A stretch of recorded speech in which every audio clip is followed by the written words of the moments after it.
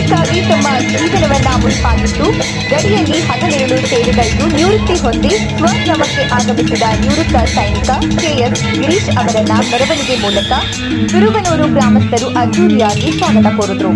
ಯೋಧ ಗ್ರಾಮಕ್ಕೆ ಆಗಮಿಸುತ್ತಿದ್ದಂತೆ ಹೂಗಳಿಂದ ಅಲಂಕರಿಸಿದ ತೆರೆದ ವಾಹನದಲ್ಲಿ ಹೂಮಳೆಗೆಯುತ್ತಾ ಪಟಾಕಿ ಸಿಡಿಸುತ್ತಾ ಡಿಜೆ ಮೇಳಕ್ಕೆ ಗ್ರಾಮದ ಪ್ರಮುಖ ಬೀದಿಗಳಲ್ಲಿ ಕುಳಿತು ಕುಪ್ಪಳಿಸಿದರು.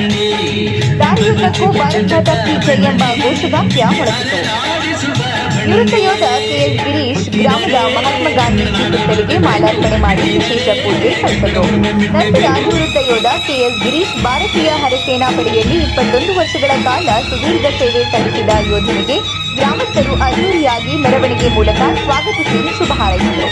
ಇದೇ ಸಂದರ್ಭದಲ್ಲಿ ಚಿತ್ರದುರ್ಗ ಜಿಲ್ಲಾ ಹರಸೇನಾ ಪಡೆ ಸಂಘದ ಜಿಲ್ಲಾಧ್ಯಕ್ಷ, ಜಿಲ್ಲಾ ಉಪಾಧ್ಯಕ್ಷ ಡಿ ಜಯಣ್ಣ, ಪ್ರಧಾನ ಕಾರ್ಯದರ್ಶಿ ರವಿಶಂಕರ್, ಸದಸ್ಯರಾದ ರುದ್ರಮುನಿ, ಹಾಲೇಶ್, ಬಸವರಾಜ್, ಜಯಣ್ಣ, ಸ್ವಾಮಿ, ಗ್ರಾಮದ